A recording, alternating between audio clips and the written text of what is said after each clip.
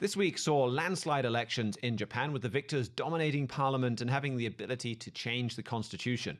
NATO is taking practical steps to take control away from the United States and hand it to European nations.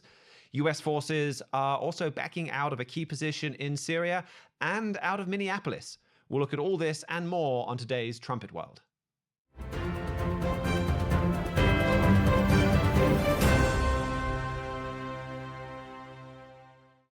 The winner of Japan's elections is not really a surprise, but the magnitude of the victory is remarkable. For the first time in Japan's post-war history, a single party has a two-thirds majority in their parliament. Here to tell us what happened and its implications, we'll go to our Asia correspondent, Jeremiah Jacques.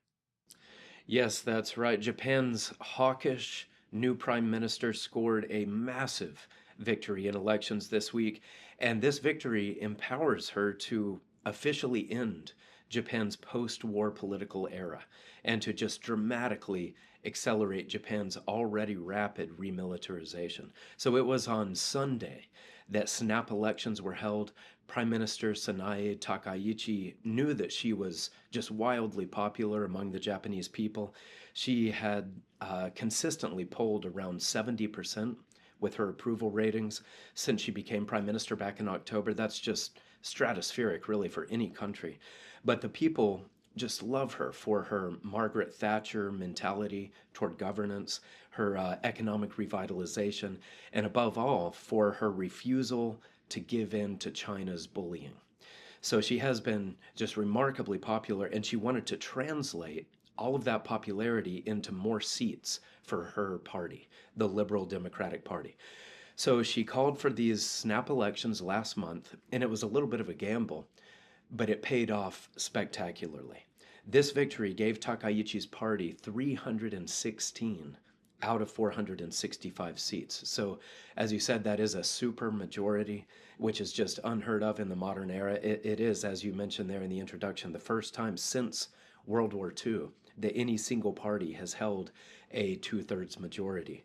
And this means Takaichi's party will be able to override rejections of bills in the upper house, and they'll be able to propose constitutional amendments. So the Liberal Democratic Party does have a mandate now that's strong enough to be able to turn Takaichi's vision of Japan's future into a reality. And her vision is one of a far more militant, far more assertive Japan. You know, even before this landslide election, Takaichi had Japan on course to hit its goal of spending 2% of GDP on military by next month. That was 2 years ahead of what was already a tremendously ambitious schedule.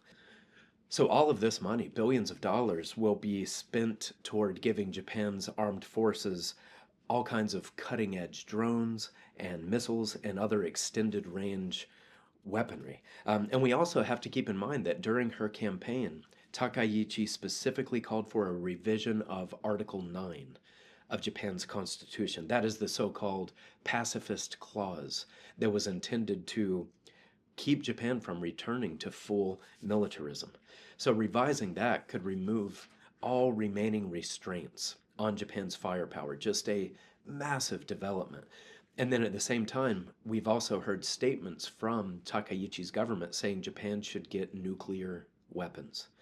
They've been under America's nuclear umbrella since the end of World War II, pretty much, but now they see that America is unpredictable and erratic and even contemptuous toward its allies in many cases. So the Japanese know that they can't depend on the United States for protection, and they think that they may need their own nuclear arsenal. So all of this means Japan is very much on the warpath.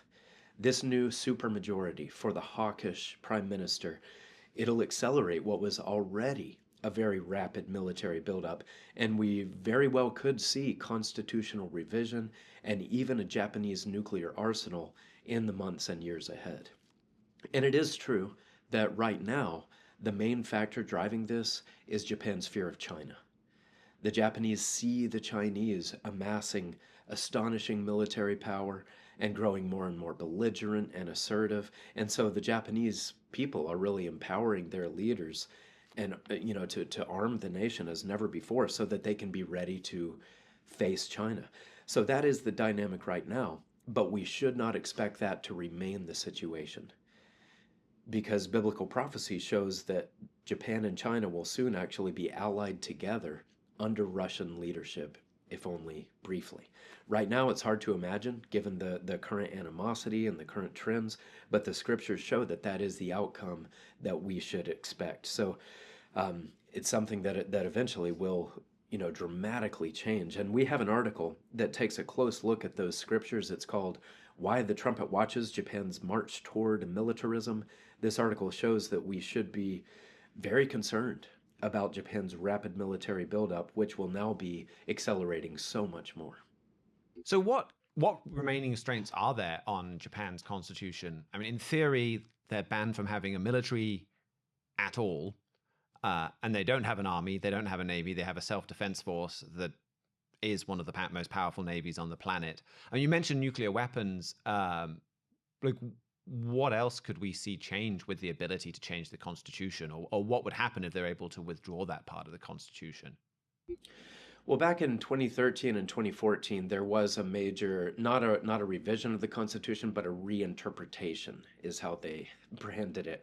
And what it basically did is it allowed Japan to station troops abroad, but only if it was under something called collective self-defense. So if America had troops abroad, for example, they would be able to deploy alongside those in what they called peacekeeping roles and various sort of tangential or auxiliary roles.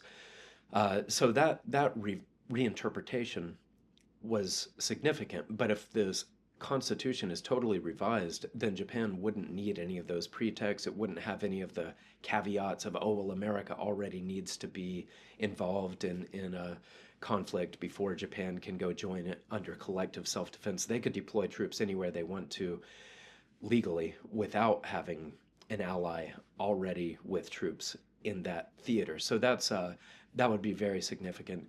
And then there's also things like aircraft carriers, for example.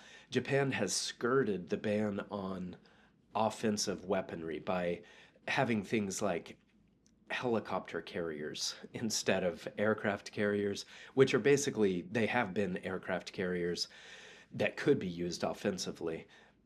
But with this revision, they could build much larger carriers that they don't have to pretend like they're constraining the specs to make them small enough to not qualify as something offensive. We could start to see a lot more emphasis on a blue water navy that can go far from Japan's coast, although they have been, quietly building up naval capabilities that are in many ways blue water. So you're right. In some ways, at this point, a true revision would be somewhat of a technicality, but there are still some major stipulations that I think could be lifted. Thanks for that. And then also, I've seen a lot of talk about Donald Trump supporting the Japanese Prime Minister, and this is she is one of the world leaders that he supports, I think, more vocally and more often than almost anyone else. How much did his support, do you think, make a difference in her election? I get the impression that it's significant that he supports her, but maybe it didn't actually change too many minds in Japan. But I'm curious to know what you think about that. And what's the Japanese perspective of Donald Trump in Japan? If a politician he supports just also won by a landslide, are they maybe more friendly to Donald Trump than Europe, where there's just a very widespread disapproval of him? Yes, it is true that Prime Minister Takaichi and President Trump have a warm relationship, and we have seen the U.S.-Japan alliance strengthen under her tenure so far. And I think that his endorsement of her and his support of her very well could have factored in to a degree. It's mostly about her standing up to China. The Japanese and the Chinese, they have really a centuries old rivalry that's one of the most tense flashpoints and one of the most tense hatreds between two countries that you'll find on all of Earth, really. So that was probably the main factor. But President Trump's endorsement, I'm sure, may have factored in as well. The Japanese still recognize that they're very much entwined with the United States economically and militarily. So that would have factored in to a degree.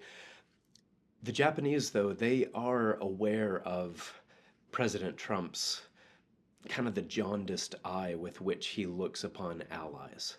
And they're very sobered to see him look upon Vladimir Putin as a peer, as a man who he can do business with, and to look upon Xi Jinping and even Kim Jong-un. I think the Japanese are very sobered to see President Trump with this very pragmatic, kind of transactional view of world affairs. And so, on the whole, I think that the Japanese are quite sobered by what they view as a kind of a betrayal of Western values in President Trump. They've never seen a president like this who has very little affinity or allegiance toward longtime allies, even very valuable allies who have supported America when we invoked Article 5 after 9/11. We've turned against all those countries who sent troops to fight alongside ours, and yet we want to do deals with some of the worst tyrants on earth. So the Japanese, of course, are an anomalous nation, very unique. You couldn't compare them to anyone else, and they do have a tendency toward fanaticism that is anomalous and toward dictatorial leadership as well. But in the entire post-war era, we've seen very little of that. So it's changing dramatically. It's changing very quickly there, and we'll have to see what happens with Takaichi. It's unexpected to have this happening under a female prime minister. She's the very first female prime minister that they've ever had, but yet she appears to be the most hawkish, at least in recent decades. And I think another part of President Trump's support and his role in this is, I think it would be very hard, or it would be a different case if you had a Japanese prime minister saying, let's rearm and let's even explore nuclear power, and you had a US president that said, no, this is a really bad idea. We don't want this. We will do everything we can to oppose you on this. Like, that would be a very different reality to what you have now, which is she's doing this and she's doing it with America, and at least with President Trump's very vocal and enthusiastic support. And so that probably does make it, okay, maybe, I mean, it seems she got such a landslide. It seems like she would have won the election without President Trump's support. But the turnaround to a military power is made a lot easier by President Trump being on their side. So this is the context that Mr. Hilliker brought up as well, and something I want to talk about as we get into the NATO piece, that we're kind of having another story now of America building up a rival. They're building up Germany, they're building up and encouraging that being a united European military. Here they're building up a militaristic Japan as a buffer to China. But as you say, Bible prophecy shows that they're going to ultimately end up in the Chinese camp. So an important story to keep watching. What else do you have for us from Asia? Yes, just one other story here about China's nuclear program. It was alleged this week that China conducted a secret nuclear weapons test back in 2020.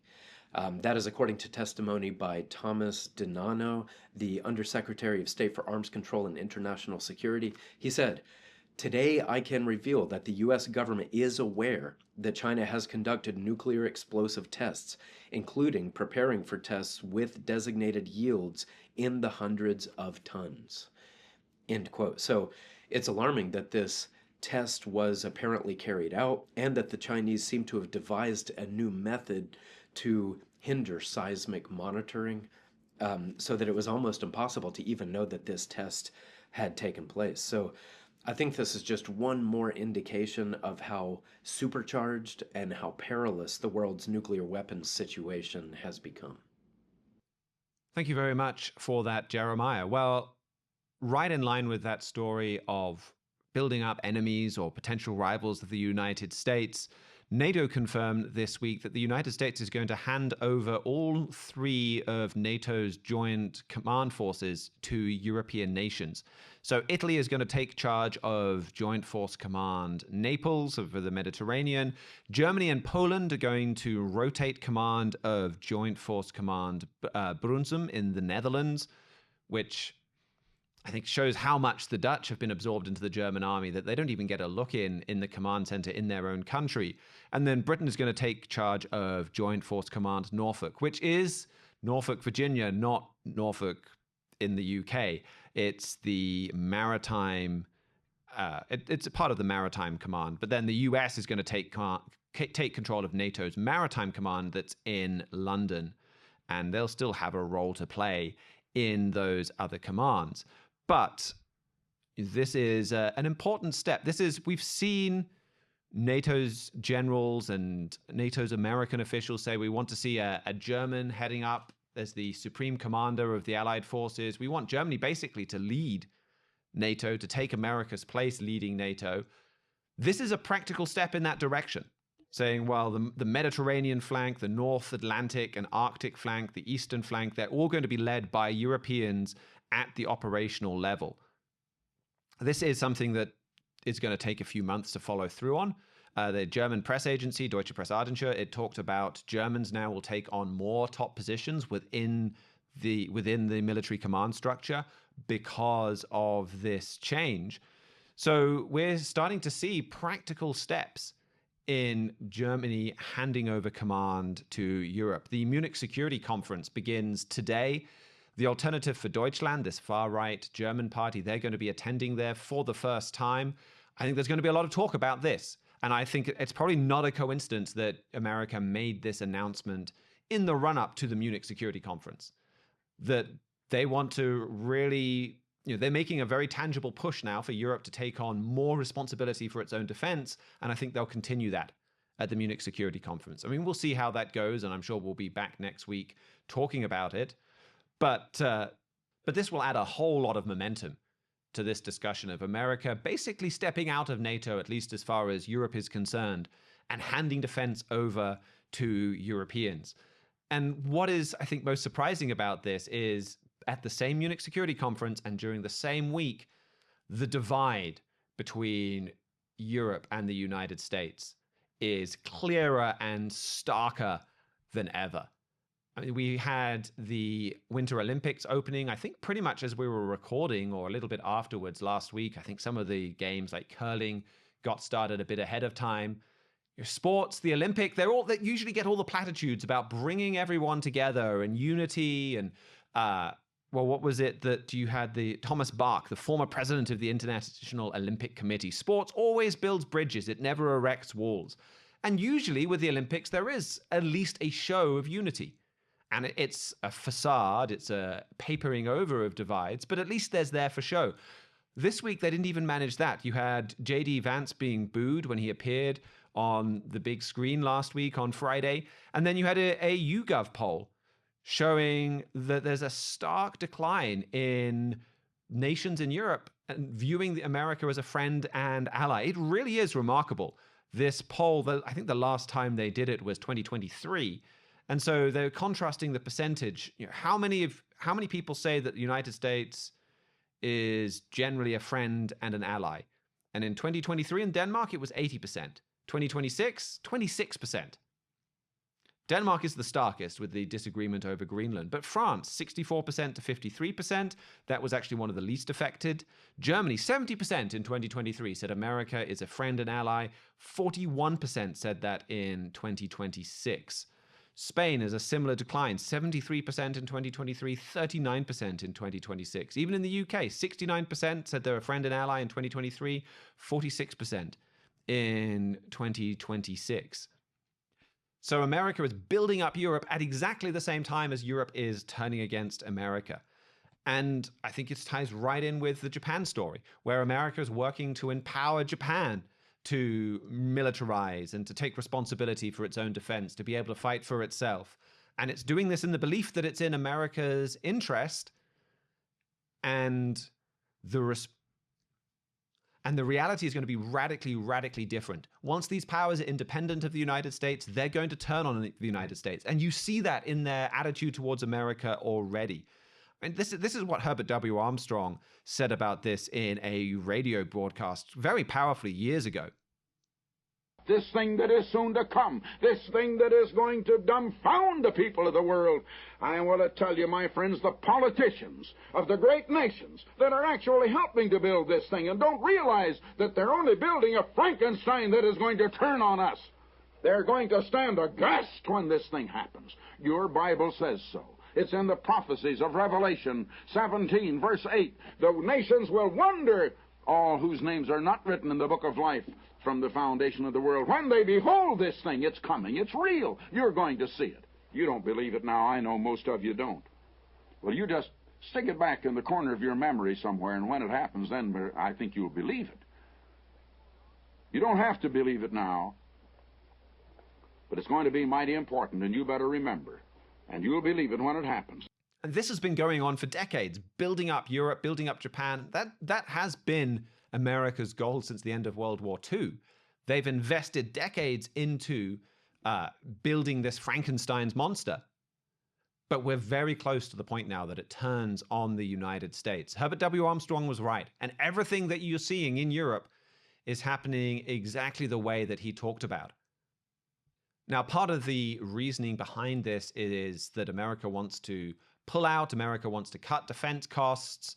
That's not just a trend in Europe, that's also a trend in the Middle East, where America is pulling out of a small but very critical point in Syria. It's a news story that I think it's easy to not appreciate the drama or the importance of at first. It's just another unfamiliar name that America is leaving in Syria. But to tell us about it and why it matters, we'll go to our Middle East correspondent, Mihailo Zekic.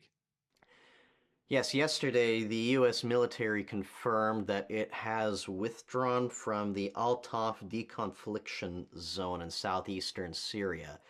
That is, has withdrawn. They're already left. They're just confirming what's already happened. At this point, America no longer has any meaningful presence, military presence, in Syria. The base was established years ago in the fight against the Islamic State.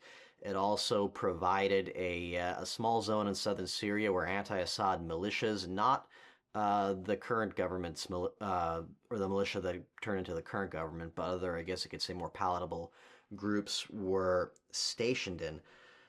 But now the U.S. has withdrawn and given full control of the base and the surrounding territory to the new Syrian government of President Ahmed al-Sharaa. As I alluded to earlier, this follows America's abandonment of its Kurdish allies, which to this point was the largest military presence the U.S. had in Syria. So between leaving the Kurds and this is basically the U.S. government saying we fully trust the new government in Damascus to take control of everything. We don't need to give them supervision. We're out of here. We're sending our boys back home. Now, this particular base was located basically where Syria's border meets the borders of Jordan and Iraq. Very, very crucial geographic area, especially when you consider before the successful revolution under Bashar al-Assad, Syria was a major sponsor of Iran, and it was the only territory between Iran and Iraq and the influence Iran has there, and Lebanon, which is where they sponsored Hezbollah, which was, by some accounts, the most armed non-state army in the world. So America having a base right there on the Syrian border with Iraq, that put a lot of leverage on Iran being able to sponsor Hezbollah and being able to do work in Syria, and also put a bit of at least somewhat of a check to it, as much as they could. The Syrian government that's taking over, we've talked about in this program before, they have a lot of jihadist sympathizers within their ranks. The regime is a former affiliate of al-Qaeda. Until recently, Sharaa had a bounty on his head due to him leading a terror group. So there's that aspect on, do you really trust these kind of people to govern all of Syria? But also, his government is pretty shaky.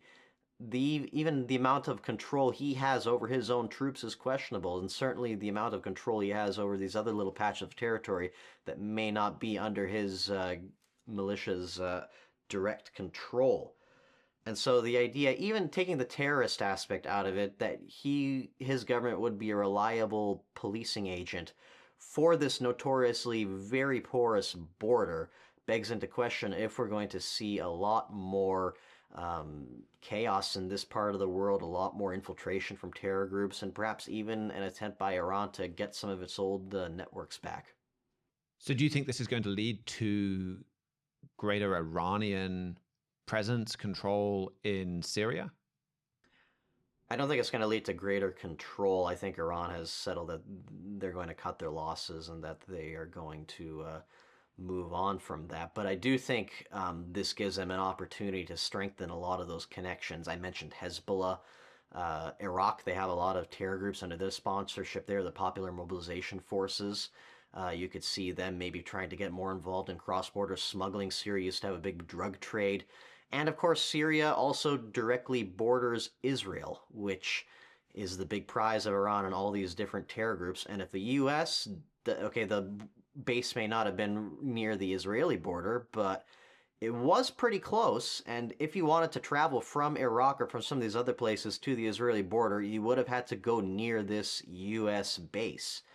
And the fact that that's not only is that out of the way, but that also means U.S. intelligence monitoring services from that area are going to be a bit limited. Maybe some of the early warning systems Israel was relying on. If you wanted to attack Israel, now would be a much easier time to do so than, say, this time 6 months ago. So that's how it affects Israel, which I think obviously we're pretty interested in watching. But what about the rest of the countries in the region? Well, as I mentioned, Jordan also has a border in that area as well, and Jordan is a close American ally. It's not a democracy, but it has much better levels of freedom than most other areas or countries in the region. They aren't necessarily fans of jihadist groups taking over an area close to them. They have their own problems with Islamic extremism and are trying very hard to fight it, and probably couldn't do it without America and the U.S. soldiers based in Jordan helping them out. So that is probably going to rattle them quite a bit as well. There's other U.S. partner. There are other countries, though, like Turkey, for example, which is a major backer of the Syrian regime, that probably likes this as well, because the fewer American troops are in Syria, the more Turkey can get away with consolidating that into part of the world into their sphere of influence. But in a nutshell, most of the countries that don't want to see radical jihadism spread around the region, like Israel, like Jordan, they're not going to like this. But countries like Turkey, Qatar, another really big sponsor of the rebel groups, this is going to help boost their power and influence in the region. Now, for any regular listeners to the show, we've been talking quite a bit about Syria breaking away from the Iranian orbit, and that Mr. Fleury wrote about this happening right at the start of the civil war, the Syrian civil war. He said this Syrian civil war is going to end with Syria breaking away from Iran. That happened. Now here we're talking about a story where Iran is potentially getting more control, or an opportunity to establish some more control in the area. How does this, why are we watching this from a prophetic standpoint? Well, the main prophecy concerning Iran is in Daniel 11, verse 40, which speaks about a king of the south and a king of the north clashing over territory in the Middle East. And Mr. Fleury's book, The King of the South, talks about this in more detail, but prophetically speaking, the king of the north represents Europe and Germany and Europe's interest in the Middle East, and the king of the south is Iran and its proxies and allies under the banner of radical Islam. So and you can read the rest of the prophecy. It talks about this being the catalyst that starts World War III. America's nowhere in the picture in this story. America's not even the target of Iran's big push. At this point, America's almost a side note. And Mr. Fleury mentions in The King of the South that America's absence in this prophecy is an ominous warning of all the problems that are going to befall America and how much they're not going to have power anymore to be involved anywhere in the world. But you could, by extrapolating from that, you could see America being absent from here is also helping cause a lot of these crises, a lot of these clashes to happen, causing the rise of Iran, the rise of radical Islam, causing a lot of these other countries like Syria realizing we can't rely on America. America's not here. They don't want to have anything to do with us. We're going to have to look for another ally. Let's see what Europe's up to. And President Trump was thinking about doing something similar to this during his first term. He didn't end up following through. But this is what we wrote at the time. This was from an article in 2019. Quote, President Trump's withdrawal from Syria has damaged America's credibility in the region. In the tumultuous Middle East, reliability and predictability are essential in attributes in an ally. End quote.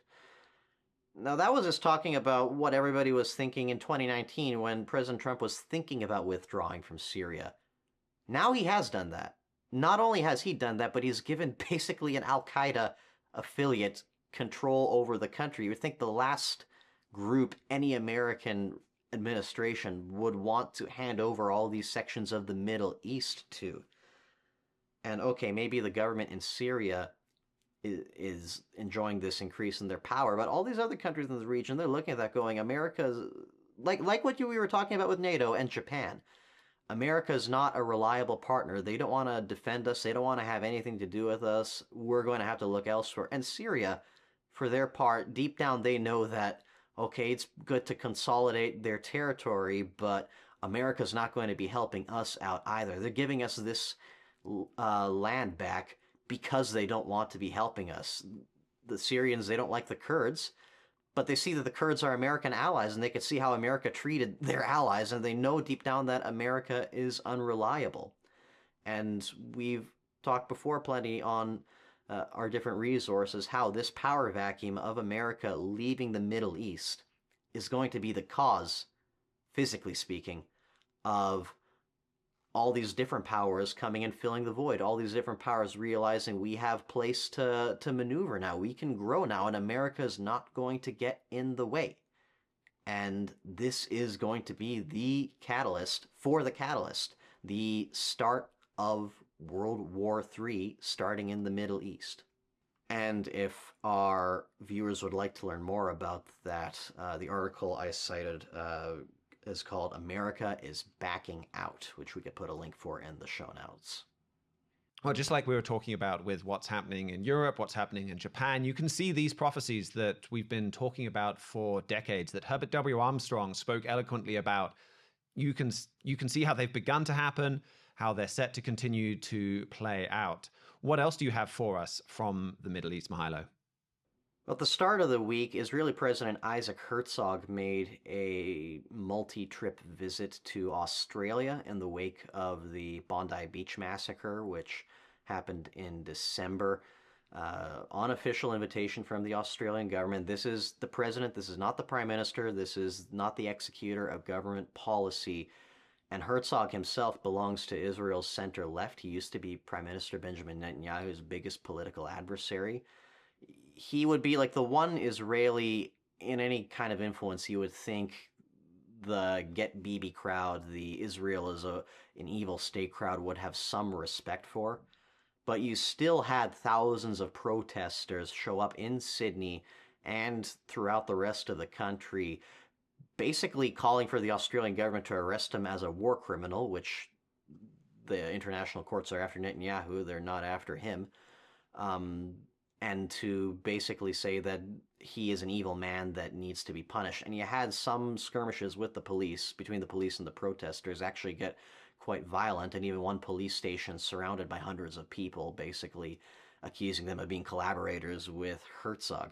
I think that's a big, very telling example about what this from the river to the sea Israel is an evil state protest is really about. In this case, it's not Netanyahu, it's not anybody responsible for anything he's accused of doing, and yet they still want his head because he's Israeli, because he is Jewish, basically.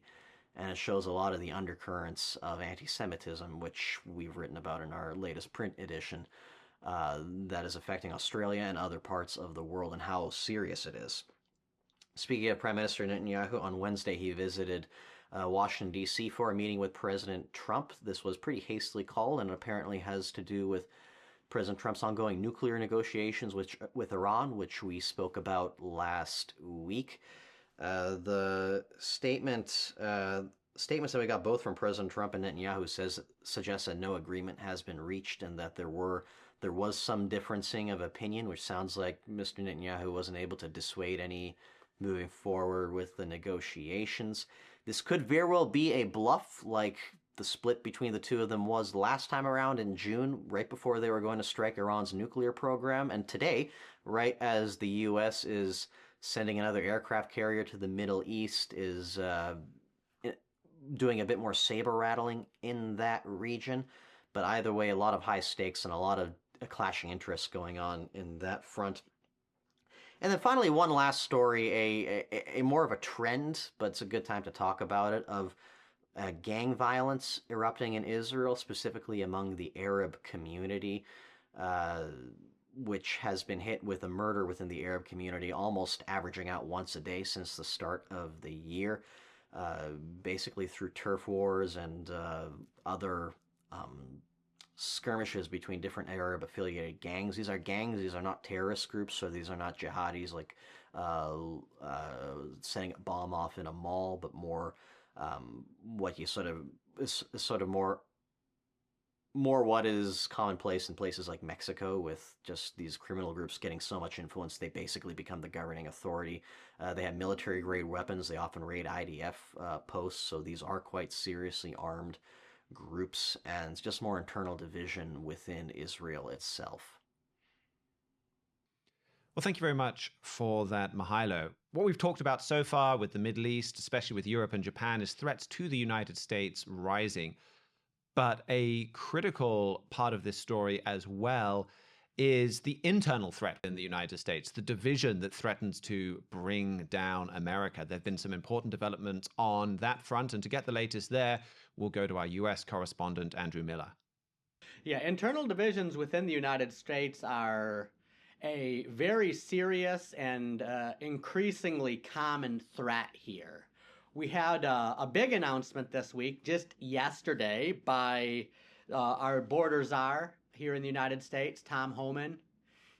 Donald Trump sent him to Minneapolis to take care of the basically the rising insurrection against immigrations and customs enforcement officials there. And Mr. Homan announced yesterday that basically Operation Metro Surge is now a smashing success. It's no longer needed, and therefore the U.S. government will be withdrawing ICE agents from Minnesota.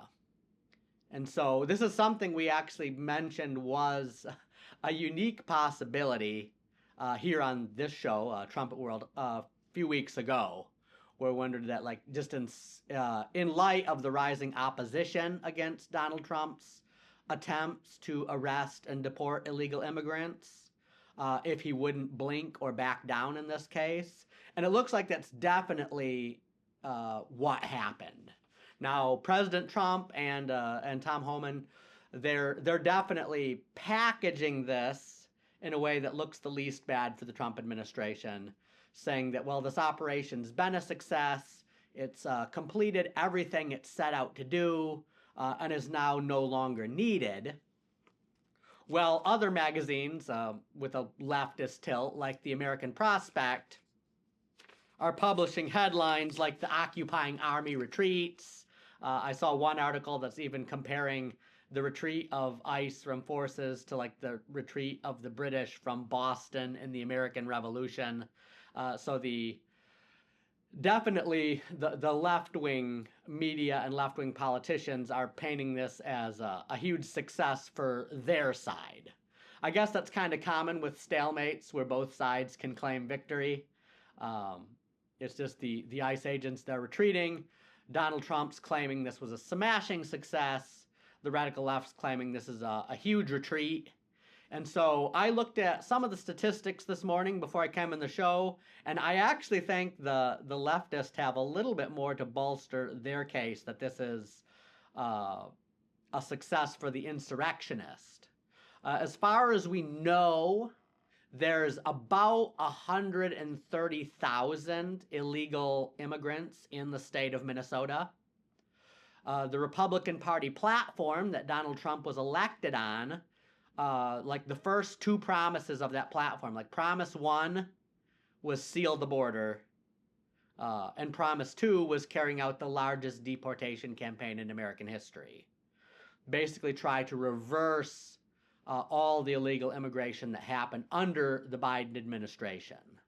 So the smashing success that Operation Metro Surge achieved is it arrested about 3,000 people. So 3,000, that's just over 2% of 130,000. So we basically arrested 2% of the illegal immigrants in Minnesota.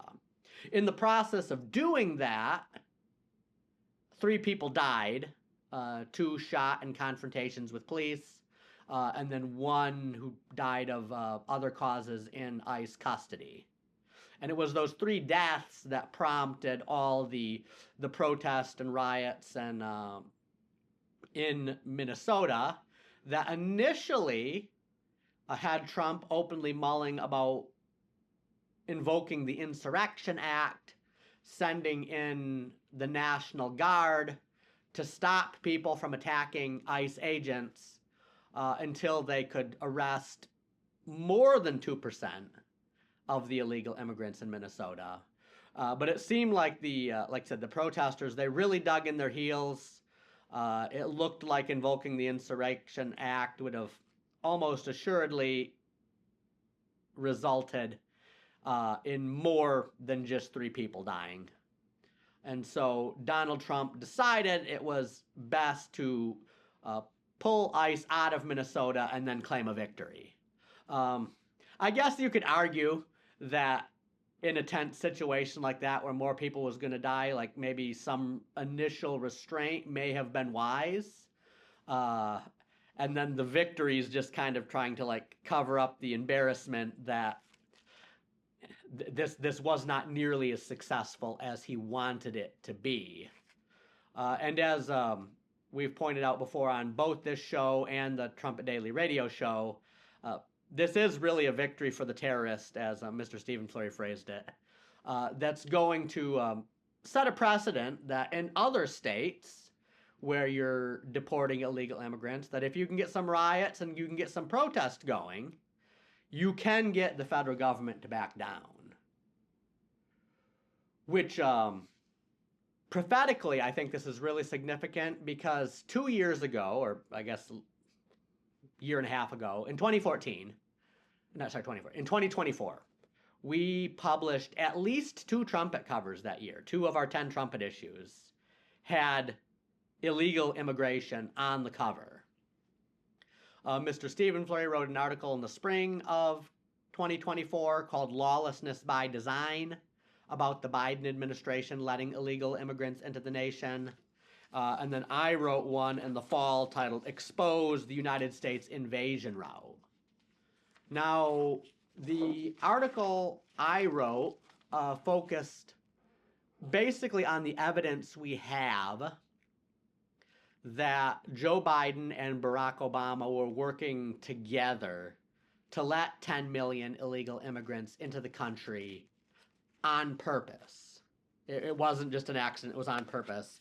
And it quotes there in the section of the article a statement by Mr. Gerald Flurry that he made in a sermon at the time, basically saying that Obama's plan is to intentionally import soldiers or agents who can sow division, terrorism, race riots, and civil war in the United States.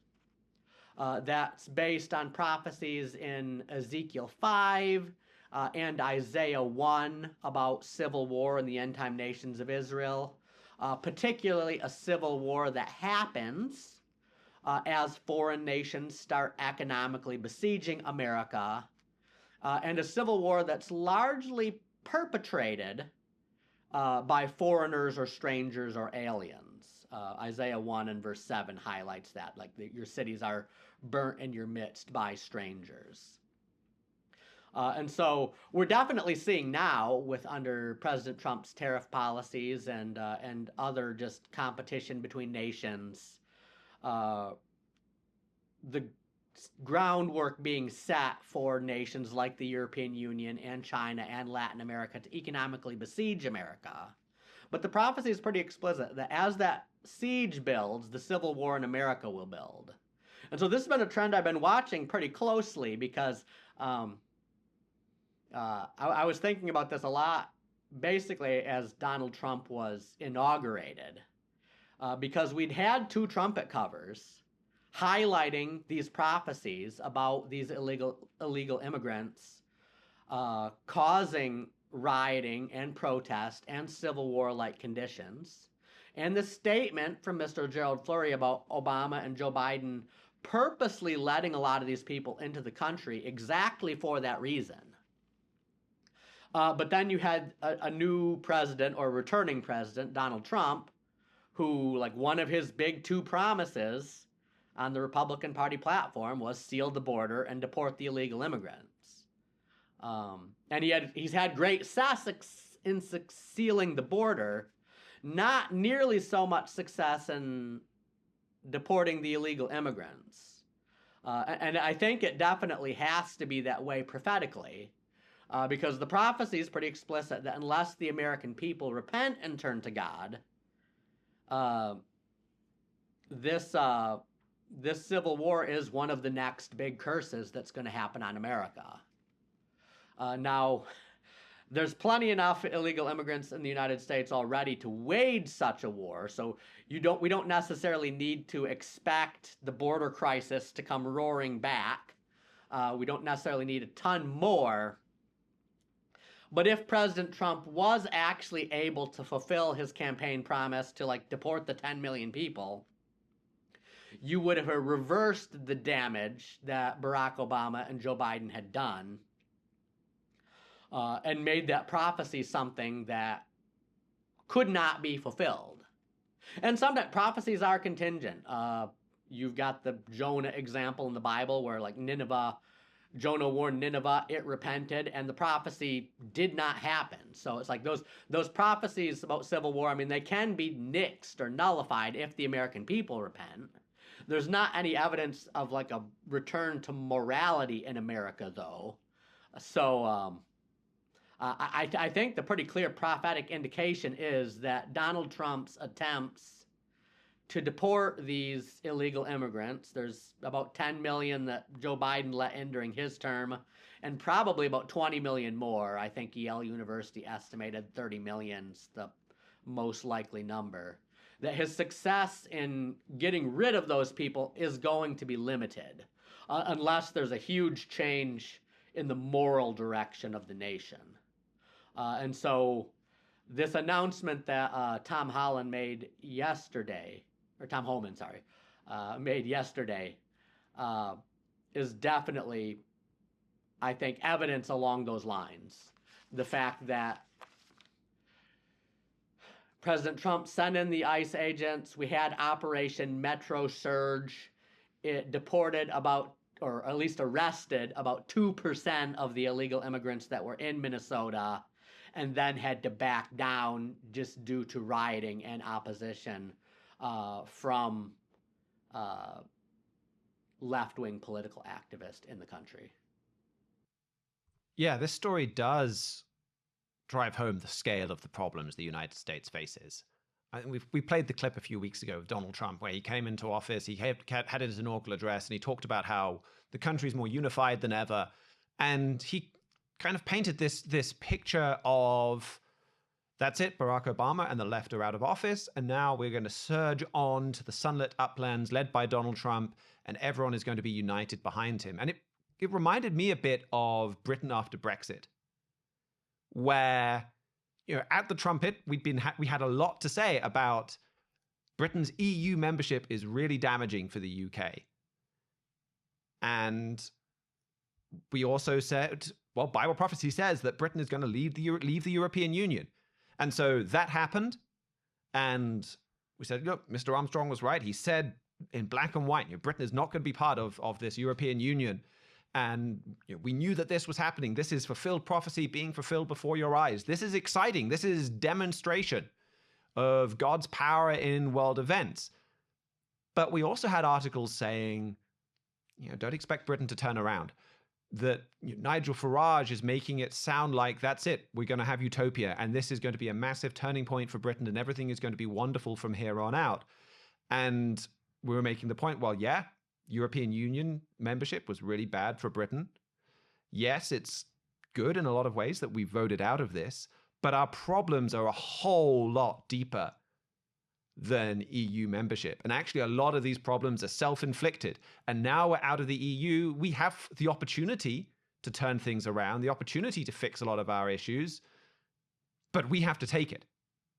And really, because of our character flaws, we're not going to take it. And we're almost 10 years on from that now.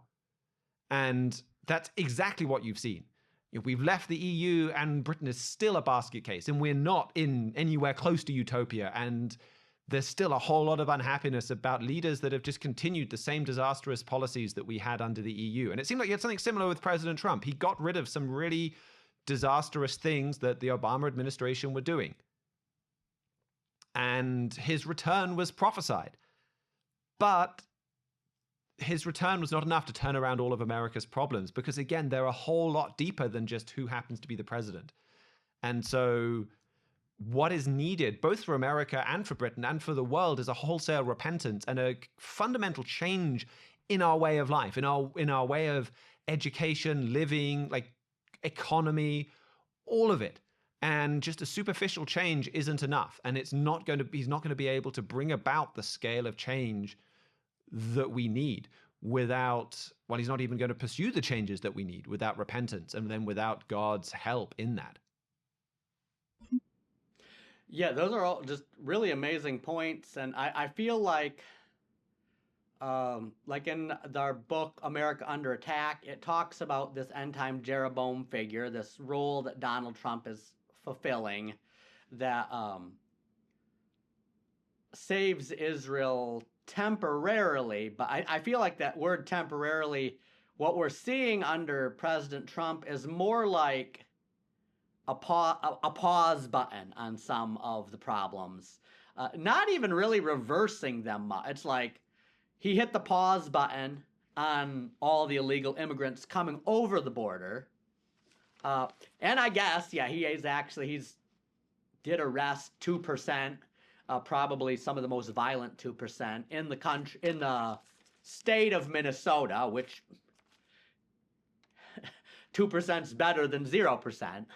So it's a move in the right direction towards moving law and order in the country. But you've still got 98% of the illegal immigrants still there, still causing the same social problems there. I think we talked about this a couple weeks ago, where this is also just a symptom of a greater lawlessness problem in the nation. Like, Congress has passed laws determining who can come here legally and who can't. And right now, there's these protesters, they're not protesting so much for Congress to change the laws to make it easier for immigration, so much as they're protesting against, like, we don't even want the laws that currently exist to be enforced. And that attitude spills over, and not just against immigration law, but against other laws and against moral laws and against the Ten Commandments, that there's just a spirit of like anti-law or lawlessness in the country, that, like I said, that spirit's still there. Like I said, it might not have as strong a hold on the highest office in the land as it did 4 years ago, but it's still there amongst the people, and that is the root cause of the problem. So yeah, this is, and it's an important component of the whole picture that we've been watching, the rise of Europe, the rise of other powers in Asia, and then America causing itself so many self-inflicted wounds that it's weakening itself to the point that these rival powers can threaten it. So an important story to keep watching. What else do we have from the English-speaking world? Yeah, well, we'll do a few other stories in the English-speaking world. The first one from America again. We actually had a really interesting editorial in the New York Times this week titled, "It's Time for America to Admit It Has a Marijuana Problem." This is something that at the Trumpet we've been telling America that it's time to admit it has a marijuana problem for at least 10 years now. We have an article from Mr. Wickhirma titled, "What's Wrong with Marijuana?" from back in 2013 that talks about the health problems, the social problems, the drug addiction problems, the crime problems, and other things that result from this drug. Now, back when we were writing those types of articles, the New York Times was pushing hard for marijuana legalization and saying things. They wrote a 6-part series on why marijuana should be legalized. They said that there's no evidence of why legalizing marijuana would lead to increased usage. There's no evidence that legalizing marijuana would be a gateway drug to other drugs. And now that most of the nation has listened to the New York Times more than it's listened to the Trumpet, and you have at least 26 of the states have legalized marijuana, and the results are in. Now even the New York Times is admitting, it's like, oops, we got that wrong. It's time to admit we have a marijuana problem. Legalization has indeed led to increased usage. Legalization has indeed been a gateway drug into harder drugs.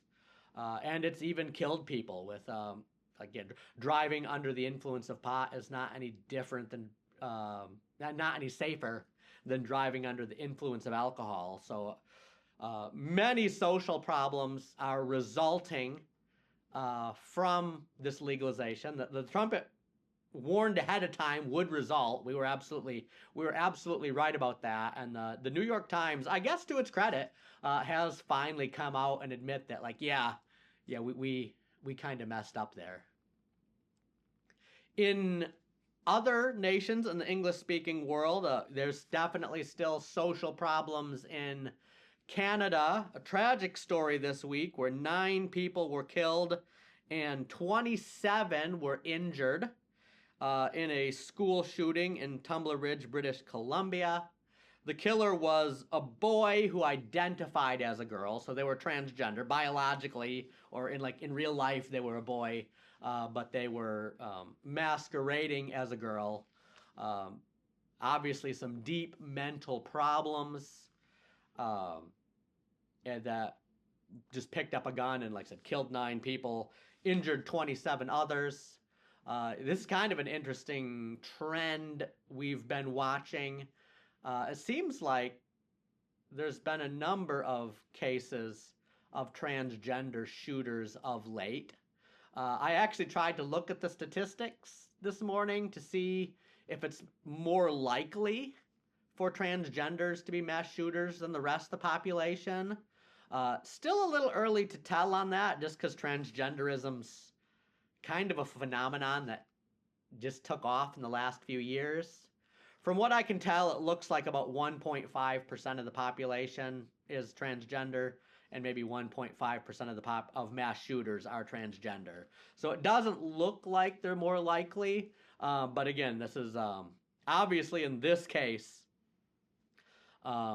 this is someone who's, well, living a lawless lifestyle, to tie it in with the other, with the trend we've been talking about, where there's obviously biological laws that God put in place that made them male, that they're rebelling against in their attempt to be female in a way that's verges on insanity.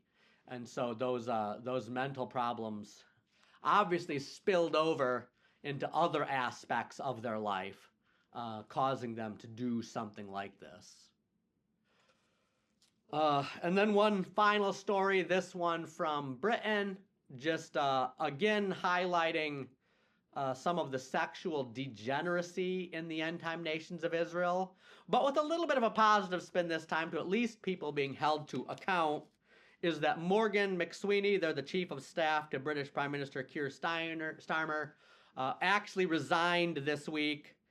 She was involved in the appointment of Peter Mandelson as ambassador to the United States, who was involved with Jeffrey Epstein.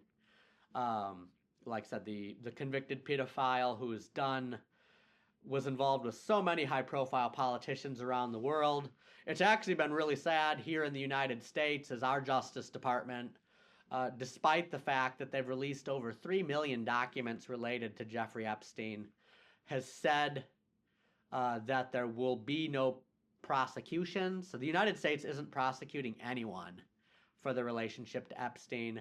I think the only high-profile figure who's resigned is Larry Summers, who wasn't forced to resign, but like he had some connections with Epstein that were just embarrassing enough that he resigned the position he had.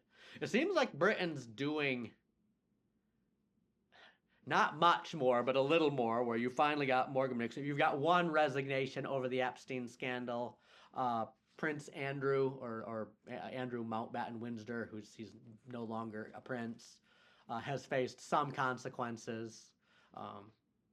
I guess there's still a chance Keir Starmer may have to resign to some of his connections.